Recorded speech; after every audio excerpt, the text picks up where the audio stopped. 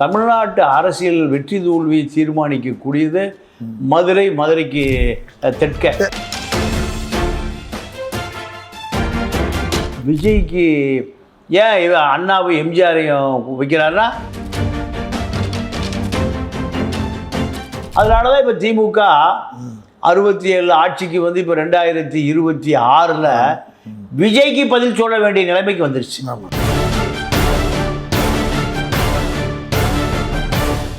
திமுகவுக்கு ஒரு பெரிய நெருக்கடி, அண்ணா திமுகவுக்கு நெருக்கடி, சீமானுக்கு நெருக்கடி, திருமாவளவனுக்கு நெருக்கடி, ராமதாஸுக்கு நெருக்கடி, தமிழ்நாட்டினுடைய அத்தனை அரசியல் சக்திகளுக்கும் எல்லாமே எங்க போயிடறாங்க, விஜய்கிட்ட போயிடறாங்க.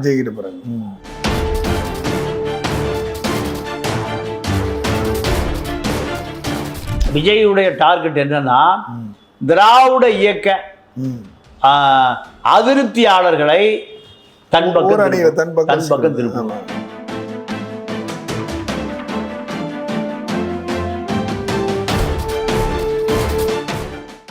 தமிழனை காட்டி கொடுத்து கூட்டி கொடுத்து நீ ஆரியத்தினுடைய அடி வருடியா இருந்திருக்க. நீ இப்போ உன்னுடைய கூட்டம் பூரா இப்போ கரைஞ்சு போய் இப்ப எங்க யாரை பார்த்து உன்னுடைய சித்தாந்தம் பயப்பட வேண்டியதா இருக்கு? விஜயை பார்த்து பயப்படாது.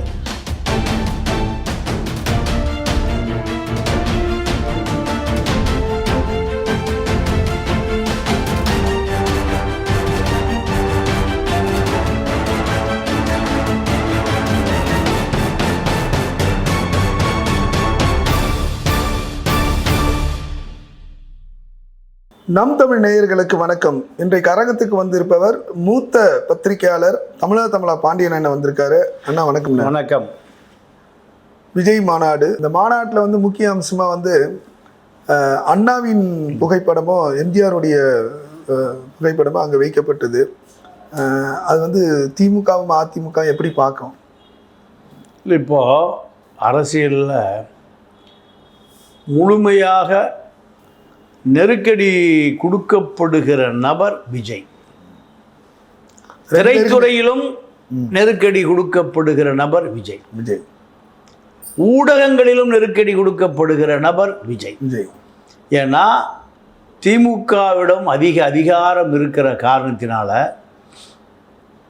அரசியல் இப்பொழுது எந்த புது சக்தியும் வளர்ந்துவிடக்கூடாது என்பதில் இரண்டு கட்சிகளும், திமுக அண்ணா திமுக ரெண்டுமே கவனமா இருக்கு. அப்போ நீங்க அண்ணா தலைவரான உடன் தமிழ்நாட்டு அரசியலில் தலைவர்களுடைய தட்டுப்பாடு ஆயிடுச்சு. சித்தாந்த ரீதியான தலைவர்கள், அதாவது பெரியார், காமராஜர், ரெட்டமலை சீனிவாசன், அயோத்திதாச பண்டிதர், இப்படியான தலைவர்களுக்கு பெரும் தட்டுப்பாடு. அரசியல் எங்க போயிருச்சு? சினிமா துறையோட போயிடுச்சு. அண்ணாவுக்கு யார் தேவைப்பட்டார்னா எம்ஜிஆர் தேவைப்பட்டார். தம்பி உன் தங்க முகத்தை காமி, இதுதான் அண்ணாவுடைய புகழ்பெற்ற வாசகம். அண்ணா அறிவாளினா பெரியாரிடம் அரசியல் கற்றுக்கொண்டவர் இருந்தா சினிமாக்குள்ளே போயிருக்க மாட்டார். வலிவான கவர்ச்சி அரசியல் தான் அண்ணாவுக்கு தேவைப்பட்டது. எம்ஜிஆரால் அண்ணா முதலமைச்சர் ஆனார். இப்போ அதே அரசியல் ஒரு 50 ஆண்டு காலம் கழித்து வருது. ஏன்னா இவர்கள் எந்த வழியில் சினிமாவை அரசியலுக்குள் புகுத்தினார்களோ, இப்போ அதே அரசியலை இதே அண்ணா, கருணாநிதி, ஸ்டாலின், கம்யூனிஸ்டுகள், வைகோ, எல்லாமே காங்கிரஸ், இவர்களை எல்லாம் விட இப்போ அதே கவர்ச்சி அரசியல் தான். ஏன்னா அது சரியான வந்து நாடி பிடிச்சவர் வந்து அறிஞர் அண்ணா அவர்கள். அப்போ அது தவறான நாடி, அது மிக தவறான நாடி. அதனாலதான் இப்ப திமுக 67 ஆட்சிக்கு வந்து இப்ப 2026 விஜய்க்கு பதில் சொல்ல வேண்டிய நிலைமைக்கு வந்துருச்சு. சித்தாந்த ரீதியாக நீங்க தலைவர்கள் பெரியாரோ, காமராஜரோ, கக்கனோ, ரெட்டமலை சீனிவாசனோ, அயோத்திதாச பண்டிதரோ அரசியல் இருந்தால் அந்த சினிமாவுக்கு வேலையே இல்லை. நானே ஒரு நிகழ்ச்சிக்கு, ஒரு குடும்ப நிகழ்ச்சிக்கு போயிருந்தேன். அப்போ அங்கே நிறைய படித்த ஆண்கள், பெண்கள், பட்டதாரிகள் அவ்வளோ பேரையும் பார்த்தேன். எனக்கு ஒரு பெரிய அதிர்ச்சியிலிருந்து என்னால் மீளவே முடியலை. எல்லாம் வசதி படைத்த இளைஞர் கூட்டம். விஜய் அண்ணாக்கு தான் நான் ஓட்டு போட போகிறேன், எல்லாமே விஜய் அண்ணா விஜய் அண்ணா. விஜய் படத்துக்கு போய் இப்போ படம் பார்ப்பது, இப்போ காசு கொடுத்து டிக்கெட் வாங்கி படம் பார்ப்பதை போல வாக்குச்சீட்டுக்கு விஜய் அண்ணாக்கு தான் ஓட்டு போடுவேன். நிறைய பேர், அதாவது ஒரு வீட்டுக்கு 2 இளைஞர் இருந்தாங்கன்னா அந்த 2 இளைஞர் பையனை கேட்டால் யாருக்கு ஓட்டு போறேன்னா விஜய்க்கு தான் ஓட்டு போடுறேன் அப்படின்னு சொல்லலாம். ஏன்னா அதிமுக திமுக சரியான அரசியல்ல வந்து இளைஞர் மத்தியில் கொண்டு போகலன்னு அப்படி தானே, அந்த கேப் தானே ஒரு விஜய் வராரு. இப்போ திமுகவுக்கும் ஒரு பெரிய நெருக்கடி, அதிமுகவுக்கு நெருக்கடி, சீமானுக்கு நெருக்கடி, திருமாவளவனுக்கு நெருக்கடி, ராமதாஸுக்கு நெருக்கடி, தமிழ்நாட்டினுடைய அத்தனை அரசியல் சக்திகளுக்கும் எல்லாமே எங்க போயிடுறோம், விஜய்கிட்ட போயிடுறோம். விஜய்கிட்ட போறாங்க. விஜய் பாக்குறாங்க, அந்த மாநாட்டை தான் உத்து பாக்குறாங்க. விஜய் மாநாட்டுல வந்து நிறைய பேர் பார்த்துட்டு போறான். அதாவது வந்து மதுரை என்பதால வந்து அரசியல்ல எப்படி எம்ஜிஆருக்கு வந்து ஒரு 77 நினைக்கிறேன், இல்லைன்னா எம்ஜிஆருக்கு ஒரு திருப்பு முனை, அதே போல திமுக 67 நினைக்கிறேன். அது போல தானே அந்த ஒரு சென்டிமெண்ட்ல தானே அவர் பண்றாரு. மதுரை மண்ணுனாலே ஒரு தனி இது தானே, அரசியல் வந்து சென்டிமெண்ட்டா ஜெயிப்பாங்க. விஜயகாந்த்ல இருந்து எல்லாமே அதுதானே, அந்த மண்ணுக்கு மூலயமா தானே வெளி உலகத்துக்கே வராங்க. அது ஒரு என்ன காரணம்னா, தமிழ்நாட்டு அரசியல் வெற்றி தோல்வி தீர்மானிக்கக்கூடியது மதுரைக்கு தெற்கே, ஆமா தென் மாவட்டம், அதே போல மதுரைக்கு தெற்கே, மதுரைக்கு கிழக்கே. இந்த ஓட்டு தான் நாற்காலி, முதலமைச்சர் நாற்காலியை நோக்கி அது பெருவாரியான சட்டமன்ற உறுப்பினர்கள் அங்கிருந்தா வர்றாங்க, நாடாளுமன்ற உறுப்பினர்கள் அங்கிருந்தா வர்றாங்க. அப்போ அந்த மக்கள் கொஞ்சம் கல்வி அறிவு வீரம் செறிந்த மண். அப்போ எல்லாருடைய பார்வையும் மதுரையில் தான் போய் சேரும்.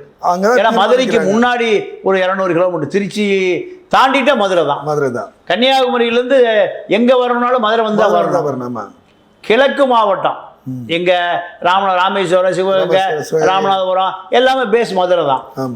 அப்போ அது ஒரு பெரிய வரலாற்று முக்கியத்துவம் வாய்ந்த இடம். அதனால விஜய் தமிழ்நாட்டில் சவுத்துல கால் ஊன்றிட்டா தமிழ்நாட்டில் கால் ஊன்றி பண்ணிடலாம் அப்படின்னு சொல்லிட்டு இதை அத்தனை அரசியல் கட்சிகளும் ஒரு பிரமிப்போடு பார்த்துட்டு இருக்காங்க. எம்ஜிஆர் எப்படி மதுரை மீட்டர் சுந்தரபாண்டியன்னு சொல்லிட்டு பேர் சொன்னாங்களா அந்த காலத்தில், அப்போ அரசியலுக்கு வருமா அது போல எம்ஜிஆர் விஜய் அந்த பேர் எடுப்பாருன்றீங்களா?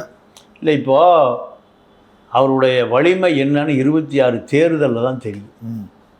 இந்த 26 தேர்தலுக்கு தான் இப்போ அவர் தயாராகிட்டு இருக்கார். தயார் ஆகிற இந்த சூழலில் இந்த மதுரையில் மாநாடு நடத்த முடியாமல் 2-3 வருஷமாக விஜயால் தடுமாற்றம். முதல் மாநாடே மதுரை தான், நடத்த முடியாம தான் எங்க மதுரையில தள்ளி தள்ளி தள்ளி எங்க கொண்டு விட்டாங்க, விக்கிரவாண்டி விட்டாங்க. மதுரையில் அவர் ஒரு 10 ஏக்கரா ஒரு இடத்த மாநாட்டுக்காக தயார் பண்ணா, நீங்கள் அங்கே இருக்கக்கூடிய மாவட்ட அமைச்சர்கள், அந்த நில உரிமையாளர்கள் அவங்க இடப்பட்டு மிரட்டு. அதனால அவருக்கு மதுரையில் முதல் மாநாடு மதுரையில் நடக்குங்கிறது தான் அவருடைய ஆசை. ஆனால் புஷி ஆனந்தனால, ஆதவ அர்ஜுனால, ஜான் ஆரோக்கியசாமினால மதுரை ஒரு இடம் வாங்க முடியல, அமைச்சர்களுடைய அழுத்தத்தை தாண்டி. இப்போ அது எப்போ கிடைச்சிருக்கு? 2 வருஷம் கழிச்சு. மதுரைக்கு 2 வருஷம் கழிச்சு மாநாடு நடத்துவதற்கே மதுரைக்கு 2 வருஷம் கழிச்சு தான் இடம் பிடிக்கக்கூடிய அளவுக்கு விஜய் கடுமையான அழுத்தம். ஏன்னா ஒரே சினிமா கிளாமர் தான், வேற ஒன்றுமே இல்லை. அவர் ஒரு சித்தாந்தவாதியும் இல்லை, அவர் ஒரு அம்பேத்கர் வாதியும் இல்லை, பெரியார் வாதியும் இல்லை, அவர் ஒரு விஜயகாந்த் வாதி. விஜயகாந்த் எப்படி வந்தாரோ அதே போல அவர் வர்றாரு. அவருடைய இதில் பார்த்தீங்கன்னா இப்போ புதுசாக 2 பேரும் ஆக்ட் பண்ணியிருக்காங்க. எம்ஜிஆரையும் அண்ணாவையும் வந்து கட் அவுட்டில் வைக்கிற அளவுக்கு வந்து ஃபுல்லாகவே ரொம்ப அதிர்ச்சியாக பார்க்குறாங்க. ஆனால் தவிர்க்க முடியாத ஒரு சக்தியாக 2 தலைவர் வந்துட்டாங்கன்னு அப்படி தானே நினைக்க முடியும். எம்ஜிஆரும் சரி, இப்போ யார் கட்சி ஆரம்பித்தாலும் அவங்கள கையில் எடுக்காதவங்க யாருமே இல்லைல்ல. இல்லை, இப்போ அண்ணா எல்லாம் திமுகவை மறந்துட்டான். இப்போ முப்பெரும் தலைவர்னா கருணாநிதி, ஸ்டாலின், உதயநிதி தான். ஆமாம், அதுக்கு அடுத்தது இன்பநிதி வருவார். இன்பநிதி வந்துடுவார். நீங்கள் இதற்கெல்லாம் விதை போட்டவர் தந்தை பெரியார். பெரியார் அதிமுக மறந்துட்டான், திமுக மறந்துட்டான், அடுத்து அண்ணாவை மறந்தாச்சு. ஆனால் இப்போ விஜய்க்கு ஏன் அண்ணாவும் எம்ஜிஆரையும் வைக்கிறாருன்னா எம்ஜிஆரை தனியாக வைக்க முடியாது. அண்ணா இல்லாமல் எம்ஜிஆர் தனியாக வைக்க முடியாது. இந்த அண்ணா ஈசம் ஜெயிச்சதே எம்ஜிஆரால தான். அண்ணா ஈசம் தான் தமிழ்நாட்டில் திமுக ஈசம், எம்ஜிஆர் ஈசம், அண்ணா திமுகவும் இருக்கு. அதனால தான் அண்ணாவை தனியாக வச்சா எம்ஜிஆர் வைக்காமல் இருக்க முடியாது. எம்ஜிஆரை வச்சா அண்ணாவை வைக்கணும். இரண்டு பேரையும் வச்சா தான் அது முழுமையடையும். விஜயுடைய டார்கெட் என்னன்னா திராவிட இயக்க அதிருப்தியாளர்களை தன் பக்கம் திருப்ப. அப்ப இது திமுக தான் அதிகமா பாதிக்கப்படுவாங்க. ஏன்? திமுக இளைஞர்கள் இருக்கிறதுனால திமுகவால இளைஞர்களை ஈர்க்கவே முடியல. திமுக இளைஞர்களை ஈர்க்க முடியாத காரணம், நீங்க திமுக எதிர்ப்பு முதல்ல 2000 உருவானது 25 வருஷம் முந்தி விஜயகாந்த் தான் உருவாக்குனார். விஜயகாந்துக்கு முன்னாடி வைகோ இளைஞர்களை பூரா தள்ளிட்டு போயிட்டார். அந்த இளைஞர் வைகோட்டு இருந்து விஜயகாந்துக்கு போய் விஜயகாந்துட்டு இருந்து சீமாங்கிட்ட போயிட்டான். 7% ஒரு 49 லட்சம் 40 லட்சம் இளைஞர்கள் எங்க இருக்கான்? திமுகவிடம் இருந்து 2009 ஈழ போராட்டத்தில் அதிருப்தியா வைகோவிடம் வந்து திமுகவிலிருந்து வைகோட்ட வந்து விஜயகாந்த் போய் சீமான் திருமாவளவன்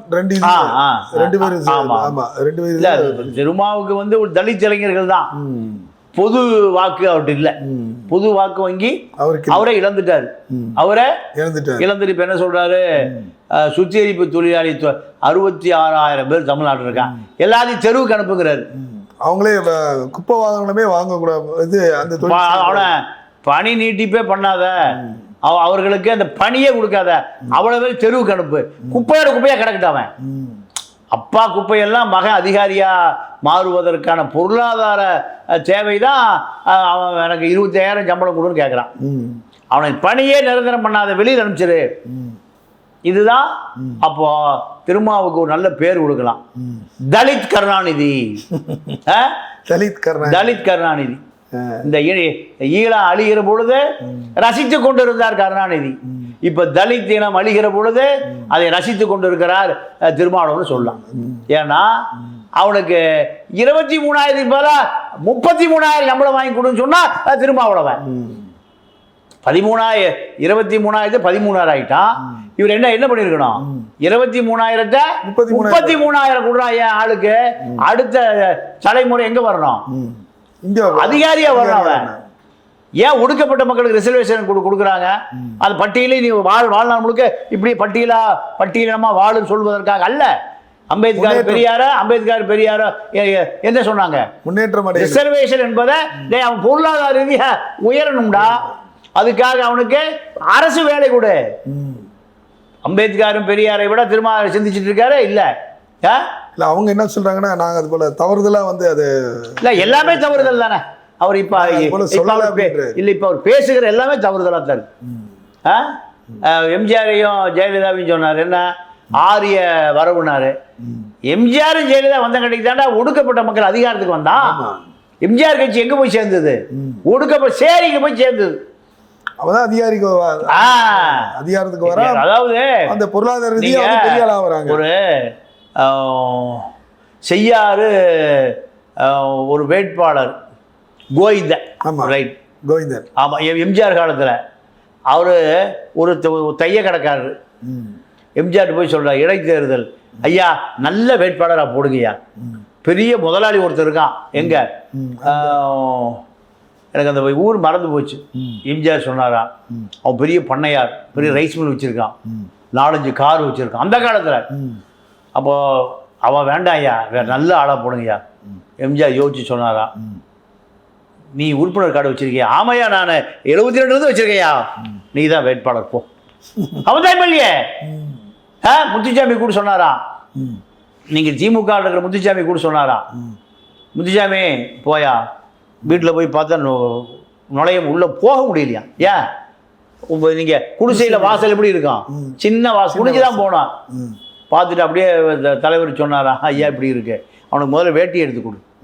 எத்தனை வேட்டி? எலெக்ஷன் முடிவு வரை கட்டிக்கிறதுக்கு 10 வேட்டி, 10 சட்டை, டெய்லி 100 ரூபா வீட்டுக்கு. எப்படி தலைவர் இருந்திருக்கான்? அப்ப அதிகாரத்தை எங்க கொண்டு சேர்த்திருக்கான் அந்த ஆளு? எம்ஜிஆர். ஒடுக்கப்பட்ட மக்கள். எம்ஜிஆர் தான் பார்ப்பனரை எங்க கொண்டு சேர்த்தாருன்னு திரும்ப சொல்றாரு. சங்கராச்சாரியரை தூக்கி காஞ்சிபுரம் சர்ச்சையில போட்டது யாரு? அந்த பார்ப்பனத்தை தான் போட்டா. பார்ப்பனத்தை ஒழிக்கிற கருணாநிதி முதல் போன் பண்ணாரு ஜெயிலுக்குள்ள. பத்திரமா பாத்துக்க, பத்திரமா பாத்துக்கப்பா. யார் சொன்னது? கருணாநிதி ஜெயில இருக்க, ஜெயிலே பதிவு பண்றாரு. ஜெயலலிதா தூக்கி ஜெயில அடைக்குது, கருணாநிதி சங்கராச்சாரிய பத்திரமா பாத்துக்க சொல்றாரு. அப்போ தலித் கருணாநிதியான திருமாவளவன் பட்டம். இது ஒரு சம்பவம் கூட நம்ம பண்ணலாம். அது எப்படின்னா, பெரியவர் சங்கராச்சாரியார் வந்து இறந்துடுறாரு. இறந்த பிறகு மத்தியான டைம் வந்து கலைஞர் வந்து ஃபோன் பண்றாரு. யாருங்கன்னா வந்து மணியன், இதயம் பேசுகிற எழுத்தாளர் மணியனுக்கு. அப்போ நான் அந்த அலுவலகத்தில் நான் தான் எடுக்கிறேன். எடுத்த பிறகு அவர்கிட்ட சொல்றது போல வந்து கருணாநிதி பேசுறதா அவர் பேசுவார். அவர் பேர் சொல்லி தான் பேசுவார். சொன்ன உடனே அவர் வந்து ஷேர் பண்ணிக்கிறார். அதாவது மணியனுக்கே தெரியாத விஷயம் முதல் விஷயம் யாருக்கு வருதுன்னா கலைஞருக்கு வருது. கலைஞர் வந்து சங்கராச்சாரியருடைய துக்கத்தை வந்து ஷேர் பண்ணிக்கிறார். ஏன்னா அந்த அளவுக்கு நெருக்கமா தான் இருந்திருக்காங்க. நீ சொல்லுது பார்த்தோம்னா, கருணாநிதி இறந்ததுக்கு RSS இரங்கல் தீர்மானம் போடுறாங்க. போட்டு அதை ராஜாட்ட கொடுத்து அனுப்புறான். ராஜா அறிவாலயத்தில் கொடுத்து முரசொலியில செய்தி, ஆரியம் திராவிடம் என்பது அன்டச்சபிள், தொட்டா தீட்டா, நீ பக்கத்திலே வராத அபிஷ்டா, இப்படி சொல்லுகிற ஒரு கூட்டம் கருணாநிதி இறந்து போனதுக்கு இரங்கல் தெரிவிக்குது. கருணாநிதி இறந்து போனதுக்கு இரங்கல் தெரிவிக்குது. அது முரசொலியில் வருதுன்னா நீ யாருக்கான ஆளா இருந்திருக்க? தமிழனை காட்டி கொடுத்து கூட்டி கொடுத்து நீ ஆரியத்தினுடைய அடி வருடியா இருந்திருக்க. நீ இப்போ உன்னுடைய கூட்டம் பூரா இப்போ கரைஞ்சு போய் இப்போ எங்க யாரை பார்த்து உன்னுடைய சித்தாந்தம் பயப்பட வேண்டியதா இருக்கு? விஜயை பார்த்து பயப்படாது. இந்த விஜயுடைய மாநாட்டுக்கு பிறகு அரசியல் வந்து பெரிய திருப்பம் இருக்கும் அப்படி எதிர்பார்க்குறீங்களா? இல்லை, ஒரு திருப்பம் இருக்காது. விஜயினுடைய அத்தனை அதிகாரங்களும் அதிமுக பாஜகவுக்கு அதிகாரத்துக்கு வருவதற்கு பயன்படும். ஏன்னா நீங்க திமுக அதிமுகவை மீறி விஜய் பெரிய அரசியல் சக்தியா நீங்க குறுகிய காலத்தில் வளர முடியாது. ஒரு திமுக ஆட்சிக்கு வருவதற்கு 18 வருஷம் இருக்கு. அண்ணாவை போல அங்கே பல அண்ணாக்கள் இருந்தாங்க.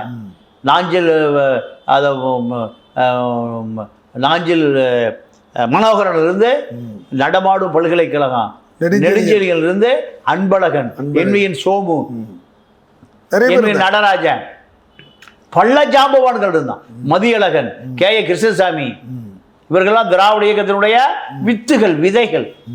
அத்தனை பேர் சேர்ந்துதான் நீங்க திமுகவை ஆட்சியில அமர்த்துவதற்கு எத்தனை வருஷம் தேவைப்படுது? 1949 தான் பெரியாரை பிரிந்து அண்ணா தனியா வந்து கட்சி ஆரம்பிக்கிறார். 18 வருஷம் இருக்கு ஆட்சிக்கு வரக்கு. நீங்க அந்த 18 அதற்கு பிறகு நீங்க 5 வருஷம் சேர்த்தீங்க எம்ஜிஆருக்கு. 18 23 ஆண்டுகள் ஆயிருக்கு எம்ஜிஆர் முதலமைச்சராக. எம்ஜிஆர் திமுகவிலிருந்து வெளியே வருவதற்கு முன்பே உலகறிந்த தலைவர். அப்போ எம்ஜிஆர் எத்தனை வருஷம்? 18 5 23 கால் நூற்றாண்டு காலம் எம்ஜிஆருக்கு முதலமைச்சர் நாற்காலி பிடிக்க தேவைப்பட்டிருக்கு. இவருக்கு வந்து இன்னும் ஒரு 10 ஆண்டுகள். அதுதானே தவிர நீங்க நேரடியா பனையூர்ல புறப்பட்ட நேர தலைமைச் செயலகத்துக்கு போயிட முடியாது.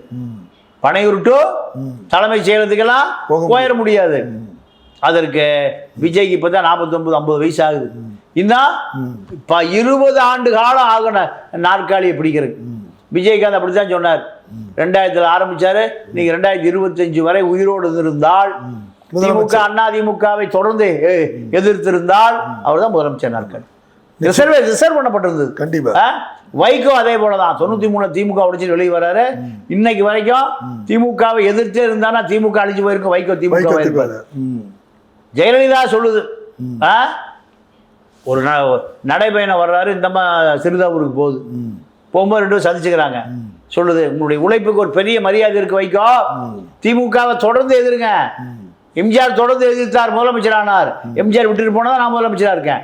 ஒரே கொள்கை, திமுக எதை சொல்லுகிறதோ அதெல்லாம் மறுப்பதான் எங்க அரசியல். கருணாநிதி வடக்கேனா நீ தெற்கேன்னு சொல்லு, நீ மேற்கேனா கிழக்கேன்னு சொல்லு, இதாய அரசியல். அதனால உங்களுக்கு பின்னாடி பெரிய சக்தி வந்துருச்சு. திமுகவுடைய கிளை கழகமே 2ஆ உடையுது.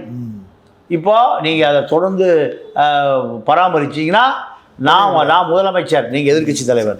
நீங்க முதலமைச்சர், நான் எதிர்க்கு. நம்ம 2 பேரும் அரசியல், நம்ம 2 பேர் தான் எதிர்காலம். இப்படி சொன்ன ஜெயலலிதா கடைசியில் வைகோ எங்கே போய் சேர்ந்தார்? திமுகலே போய் சேர்ந்தார். தொண்டை முறை அங்கேயே செட்டில் ஆகிட்டா, இவர் மட்டும் வெளியே வந்துட்டார். நிச்சயமான விஜய் மாநாடு நீங்கள் சொன்ன போல் அந்த மாநாட்டில் பெரிய திருப்பம் எதுவும் இல்லை. இன்னும் 10 ஆண்டுக்கு பிறகு அவர் உண்மையாக அந்த மக்களுக்கு தொண்டு செய்தார்னா முதலமைச்சர் ஆகிறதுக்கு வாய்ப்புகள் இருக்குன்னு நீங்கள் ஆணித்தரமாக பதிவு பண்ணியிருக்கீங்கன்னா நன்றி. நன்றி.